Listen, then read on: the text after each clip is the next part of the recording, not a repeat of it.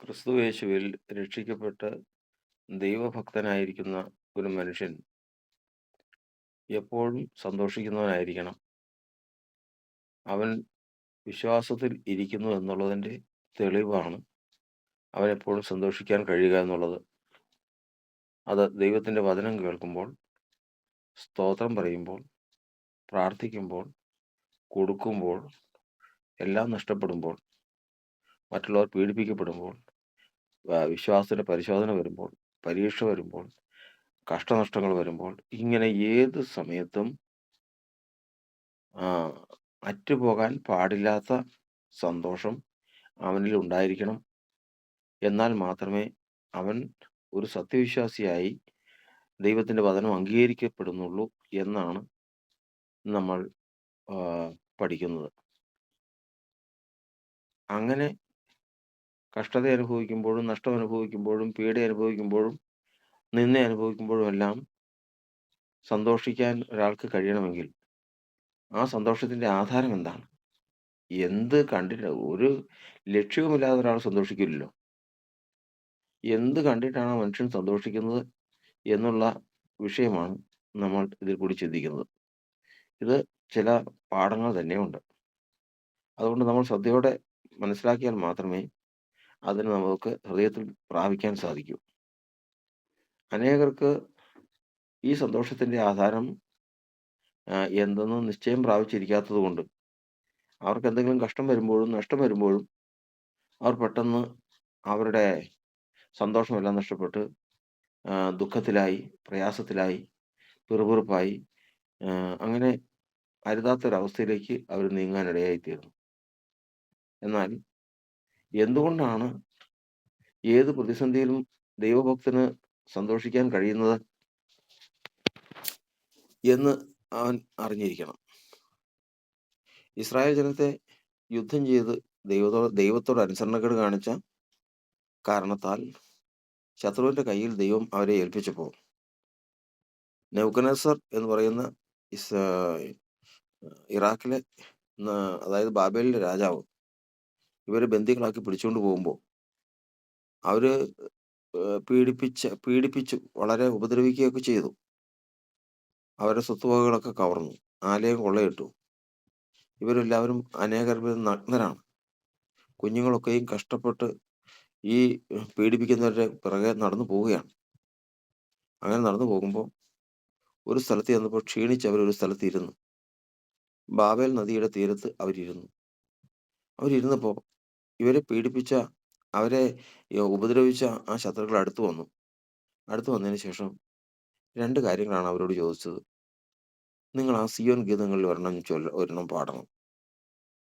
അതുപോലെ നിങ്ങൾ അന്ന് അവിടെ വെച്ച് സന്തോഷിച്ചതുപോലെ ഒന്ന് സന്തോഷിക്കണം. അപ്പോൾ നമ്മൾ അതിൽ നിന്ന് മനസ്സിലാക്കുന്നത് 137 സങ്കീർത്തനമാണ്. സകല മനുഷ്യരും, സകല ജാതികളും, സകല ലോകവും നോക്കിക്കൊണ്ടിരിക്കുന്ന ഒരു ഭാഗമാണ് ദൈവത്തിന്റെ ജനത്തിന്റെ പാട്ടും അവരുടെ സന്തോഷവും. അത് അവർക്കൊരു അതിശയമാണ്. കാരണം അവർക്ക് എന്തെല്ലാം പ്രതിസന്ധി വന്നാലും ഈ രണ്ട് കാര്യങ്ങൾ നിന്നു പോവില്ല. പാട്ട് നിന്നു പോവില്ല, സന്തോഷം നിന്നു പോവില്ല. എത്രയേറെ പീഡയിൽ കൂടി അവർ കടന്നു പോയാലും. അപ്പൊ ഇതിന്റെ കാരണം എന്താണ്? ഇതില് ഒന്നാമത്തെ ഘട്ടം, അവൻ ദൈവത്തിന്റെ വചനം കേൾക്കുമ്പോൾ സന്തോഷത്തോടെ കൈക്കൊള്ളുന്നു എന്ന് നമ്മൾ കഴിഞ്ഞ ഭാഗത്ത് പഠിക്കാനിടയായി തീർന്നു. അടുത്ത ഘട്ടമാണ് നമ്മൾ ചിന്തിക്കുന്നത് വിശ്വസിക്കുമ്പോൾ ഉണ്ടാകുന്ന സന്തോഷം. ആ ഭാഗം റോമാലേഖനം നമുക്കൊന്ന് വായിക്കാം. റോമാലേഖനം 15-ാം അധ്യായത്തിന്റെ 13-ാം വാക്യത്തിൽ, എന്നാൽ പ്രത്യാശ നൽകുന്ന ദൈവം പരിശുദ്ധാത്മാവിന്റെ ശക്തിയാൽ നിങ്ങൾ പ്രത്യാശയിൽ സമൃദ്ധിയുള്ളവരായി വിശ്വസിക്കുന്നതിലുള്ള സകല സന്തോഷവും സമാധാനവും കൊണ്ട് നിങ്ങളെ നിറയ്ക്കുമാറാകട്ടെ. ഈ വാക്യത്തിൽ നിന്ന് ദൈവത്തിന്റെ ഭക്തൻ കർത്താവിന്റെ അടുക്കിലേക്ക് വന്ന് വിശ്വസിക്കുമ്പോൾ, ദൈവത്തെ വിശ്വസിക്കുന്ന സമയത്ത് അവനൊരു സന്തോഷം ഉണ്ടാകുന്നുണ്ട്. ആ സന്തോഷം എവിടെ നിന്ന് ഉണ്ടാകുന്നു, എങ്ങനെ ഉണ്ടാകുന്നു? രക്ഷയുടെ സന്തോഷത്തിന്റെ പ്രാരംഭ പടികളിൽ ഒന്നാണ്. ഇവിടെ ദൈവത്തിന്റെ വചനം പഠിപ്പിക്കുന്നത് വിശ്വസിക്കുമ്പോൾ എന്തുണ്ടാകുന്നു? വിശ്വാസം എങ്ങനെ വരുന്നു? വിശ്വാസം കേൾവിയാൽ വരുന്നു. കേൾവി വചനത്താൽ വരുന്നു. വചനം പ്രസംഗത്താൽ വരുന്നു. പ്രസംഗിക്കുന്നവൻ പരിശുദ്ധാത്മാവിനാൽ പ്രസംഗിക്കുന്നു. പരിശുദ്ധാത്മാവ് സ്വർഗ്ഗത്തിൽ നിന്ന് അയച്ച അയക്കുന്നു. അപ്പോൾ 1 പത്രോസ് ലേഖനം 1:12 മുതൽ അത് കണ്ണിയായിട്ട് വന്ന് സ്വർഗ്ഗത്തിൽ നിന്ന് പരിശുദ്ധാത്മാവ് വചനവുമായി വന്നു. പ്രസംഗിക്കുന്നവനിൽ വന്നു. അവനിൽ നിന്ന് പ്രസംഗിച്ചു. ആ വചനം സുവിശേഷം കേൾക്കുന്നവരുടെ ചെവിയിലെത്തി. അതവൻ്റെ ഉള്ളിൽ പ്രവേശിച്ചു. ഹൃദയത്തിൽ വിശ്വാസമായി പരിണമിച്ചു.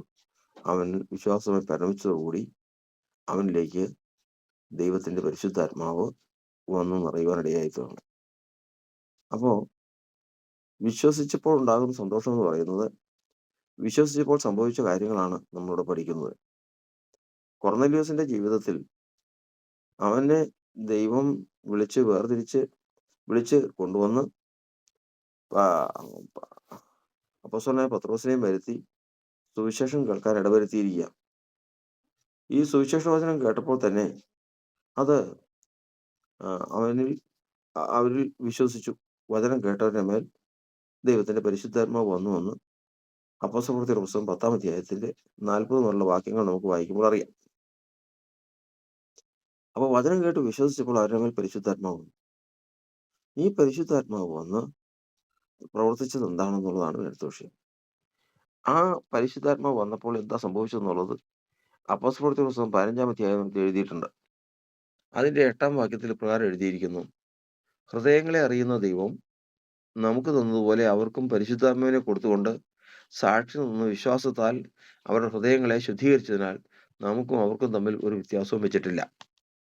അപ്പോസ്തലപ്രവൃത്തിയുടെ പുസ്തകം 2-ാം അധ്യായത്തിൽ യഹൂദന്മാർ ഒരുമിച്ച് കൂടിയിരുന്ന സ്ഥലത്ത് പരിശുദ്ധാത്മാവിനാൽ അഭിഷേകം പ്രാപിച്ച് അന്യഭാഷകൾ സംസാരിച്ച് അവരെല്ലാവരും വലിയ സന്തോഷത്തിലായിരിക്കുന്ന അവസ്ഥ ഓർത്തുകൊണ്ട് അപ്പോസ്തലനായ പത്രോസ് പറയുന്ന വാക്യമാണ് ഇപ്പോൾ നമ്മൾ വായിച്ചത്. അതായത്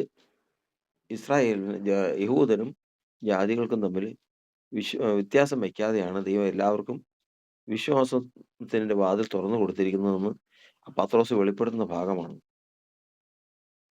ആ ഭാഗത്ത് നമ്മൾ വായിച്ചു കേട്ടത് പ്രകാരമാണ്, പരിശുദ്ധാത്മാവിനെ കൊടുത്തുകൊണ്ട് സാക്ഷി നിന്ന് വിശ്വാസത്താൽ അവർ ഹൃദയങ്ങളെ ശുദ്ധീകരിച്ചതിനാൽ അവർ ഹൃദയങ്ങളെ ശുദ്ധീകരിച്ചു. എന്തിന്? പരിശുദ്ധാത്മാവിനെ കൊടുത്തുകൊണ്ട്. അപ്പോൾ ശുദ്ധീകരിച്ചെന്ന് പറയുമ്പോൾ അവിടെ അശുദ്ധിയായിട്ട് എന്താ ഉണ്ടായിരുന്നേ? പരിശുദ്ധാത്മാവ് വന്ന് ശുദ്ധീകരിച്ചു എന്ന് പറയുമ്പോൾ അവിടെ അശുദ്ധിയായിട്ട് എന്താ ഉണ്ടായിരുന്നേ? അത് നമ്മൾ പത്രോസിന്റെ ലേഖനം വായിക്കുമ്പോഴേ നമുക്ക് മനസ്സിലാവും. 1 പത്രോസ് 1:2 നമ്മൾ വായിക്കുമ്പോൾ ആത്മാവിന്റെ വിശദീകരണം പ്രാപിച്ച് അനുസരണം കാണിപ്പാനും, അപ്പം ശുദ്ധീകരിച്ചെന്ന് പറയുമ്പോൾ ആത്മാവിന്റെ വിശദീകരണം വന്നതോടുകൂടി അനുസരണം പ്രാപിക്കാൻ സാധിച്ചു. അപ്പൊ അതുവരെ അനുസരണം പ്രാപിക്കാൻ സാധിച്ചില്ല. എന്താണ് അതിന്റെ കാരണം? എഫേസ്യ ലേഖനം 2-ാം അധ്യായത്തിന്റെ 1 മുതലുള്ള വാക്യങ്ങൾ നമ്മൾ വായിക്കുമ്പോൾ, അതിക്രമങ്ങളാലും പാപങ്ങളാലും മരിച്ചവരായിരുന്ന നമ്മെയും അവൻ ക്രിസ്തുയേശുവിനോട് ഉയർപ്പിച്ചു.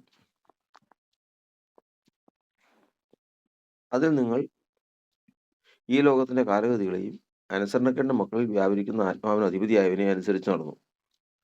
അപ്പൊ എല്ലാ മനുഷ്യരും ക്രിസ്തുയേശുവിൽ വിശ്വസിച്ച് ക്രിസ്തുയേശുവിന്റെ നാമത്തിലുള്ള പ്രസംഗം കേട്ട് വിശ്വസിച്ച് പരിശുദ്ധാത്മാവിനെ പ്രാപിക്കാത്ത സകല മാനവരാശിയിലും വ്യാപരിച്ചു കിടക്കുന്ന ഒന്നാണ് അനുസരണക്കേടിന്റെ ആത്മാവ്. ഈ അനുസരണക്കേടിന്റെ ആത്മാവ് തന്നെയാണ് മാലിന്യം. മനുഷ്യന്റെ മാലിന്യം എന്ന് പറയുന്നത് അതാണ്.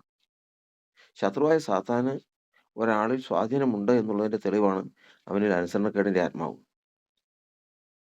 ഇതാണ് ക്രിസ്തുയേശുവിന്റെ നാമത്തിലുള്ള സുവിശേഷം കേട്ട് വിശ്വസിച്ച് പരിശുദ്ധാത്മാവ് വരുമ്പോൾ വിശ്വാസത്താൽ നിങ്ങൾ ഹൃദയങ്ങളെ ശുദ്ധീകരിച്ചു.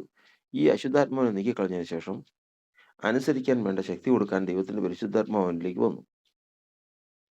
ഈ സമയത്ത് ഇത്രയും കാലം എന്നു മുതൽ ആദാമ്യ കാലം മുതൽ, ആദാമിന്റെ ലംഘനം മുതൽ ഇന്നുവരെയും മാനവരാശിയെ പിടിച്ചടക്കിയിരിക്കുന്ന കൂട്ടത്തിൽ, അടിമപ്പെടുത്തിയിരിക്കുന്ന കൂട്ടത്തിൽ താനും ശത്രുവിന്റെ അടിമത്തത്തിൽപ്പെട്ട് ശത്രുവിനെ അനുസരിച്ച് നടന്നിരുന്ന അവസ്ഥയിൽ നിന്ന് എനിക്ക് വിടുതൽ പ്രാപിപ്പാൻ ഉടയവൻ എനിക്ക് അവസരം തന്നിരിക്കുന്നു. എന്നെ പിടിച്ചടക്കിയിരുന്ന അനുസരണക്കേട് ആത്മാവിനെ, ആ മാലിന്യത്തെ നീക്കി അനുസരിക്കാൻ ദൈവത്തിന്റെ ആത്മാവിന്റെ ശക്തി എനിക്ക് നൽകിയിരിക്കുന്നു എന്നുള്ള ആ അവസ്ഥയിൽ അവനുണ്ടായ സന്തോഷമാണ് വിശ്വസിക്കുന്നതിനുള്ള സന്തോഷം. അതാണ് യഥാർത്ഥത്തിൽ വിശ്വസിക്കുന്നതിനുള്ള സന്തോഷം. ഇത് ഏതെങ്കിലും കഷ്ടം വരുമ്പോഴോ, നഷ്ടം വരുമ്പോഴോ, പ്രയാസം വരുമ്പോഴോ, നിന്ദ വരുമ്പോഴോ, പഴി വരുമ്പോഴോ, ദുഷി വരുമ്പോഴോ വിട്ടു പോകുന്നതല്ല. ഇത് ഒരു ദിവസത്തേക്കും 2 ദിവസത്തേക്കും അല്ല. പിന്നെയോ, അനുസരണക്കേടിന്റെ ആത്മാവ് നീങ്ങിയാൽ അവൻ സ്വതന്ത്രനായി. അനുസരണത്തിന്റെ ആത്മാവ്, പരിശുദ്ധാത്മാവ് വന്ന് നടത്തിക്കഴിഞ്ഞാൽ ദൈവത്തെ അനുസരിക്കുന്നവനായി. ദൈവത്തെ അനുസരിക്കുന്നവനോടുള്ള ദൈവത്തിന്റെ മനോഭാവം എന്ന് പറയുന്നത് മക്കളോടുള്ള മനോഭാവമാണ്. ആ പ്രാണന്റെ സന്തോഷമാണ് വിശ്വസിക്കുന്നതിലുള്ള സന്തോഷം. ഈ സന്തോഷത്തെ ഭൗതികമായ ദുഃഖം കൊണ്ട് കെടുത്ത് കളയാൻ സാധിക്കുകയില്ല എന്നുള്ളത് ശത്രുവിനറിയാം.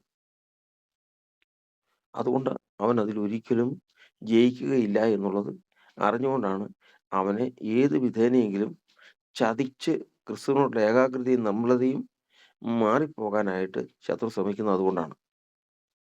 അതാണ് അപ്പോസ്തലനായ പൗലോസ് വചനത്തിൽ കൂടി പറഞ്ഞിരിക്കുന്നത്, ഞാൻ ക്രിസ്തു എന്ന ഏക പുരുഷന് നിങ്ങളെ നിർമ്മല കന്യകയായി ഏൽപ്പിപ്പാൻ വിവാഹം നിശ്ചയം ചെയ്തിരിക്കുന്നു. എന്നാൽ സർപ്പം ഉപായത്താൽ ഹവ്വയെ ചതിച്ചതുപോലെ നിങ്ങളുടെ ഹൃദയം ക്രിസ്തുവിനോടുള്ള ഏകാഗ്രതയും നിർമ്മലതയും വിട്ട് വഷളായി പോകുമോ എന്ന് ഞാൻ ഭയപ്പെടുന്നു. കാരണം ഞങ്ങൾ പ്രസംഗിക്കാത്ത മറ്റൊരു ക്രിസ്തുവിനെ നിങ്ങൾ പ്രസംഗിക്കുമ്പോൾ നിങ്ങൾ സഹിക്കുന്നു, അത് സ്വീകരിക്കുന്നു. തെറ്റായ ഉപദേശം, അരുതാത്ത ഉപദേശം അന്ന് ഹവ്വയെ ചതിച്ചതുപോലെ തന്നെ ഇന്നും ഈ കാലഘട്ടത്തിങ്കൽ തെറ്റായ ഉപദേശം മനുഷ്യനിൽ കുത്തിവെച്ച് മനുഷ്യനിലേക്ക് കൊണ്ടുവന്ന് അവനെ സത്യത്തിൽ നിന്ന് മറിച്ചു കളഞ്ഞ് ഈ സന്തോഷത്തിന് ഭംഗം വരുത്താൻ ശത്രു ശ്രമിക്കുമ്പോൾ നമ്മൾ യാതൊരു തരത്തിലും ശത്രു ഹവ്വയെ വഞ്ചിച്ചതുപോലെ നമ്മൾ വിശുദ്ധന്മാർക്ക് ഒരിക്കലായി ഫലമേൽപ്പിച്ചിരിക്കുന്ന ആ അതിവിശുദ്ധ വിശ്വാസത്തിൽ കൂടി പ്രാപിച്ചിരിക്കുന്ന ആ ക്രിസ്തുവിനെ വിട്ട് ഇടത്തോട്ടോ വലത്തോട്ടോ മാറാതെ വണ്ണം വിശുദ്ധന്മാർക്ക് ഒരിക്കലായി ഫലമേൽപ്പിച്ചിരിക്കുന്ന വിശ്വാസത്തിന് വേണ്ടി അന്ത്യത്തോളം പോരാടുന്നുവെങ്കിൽ ഈ സന്തോഷം നീക്കിക്കളയുവാൻ ശത്രുവിന് സാധിക്കുകയില്ല. അത് എന്നേക്കും ദൈവത്തിന്റെ ജനത്തിൽ ഉറച്ചു നിൽക്കും.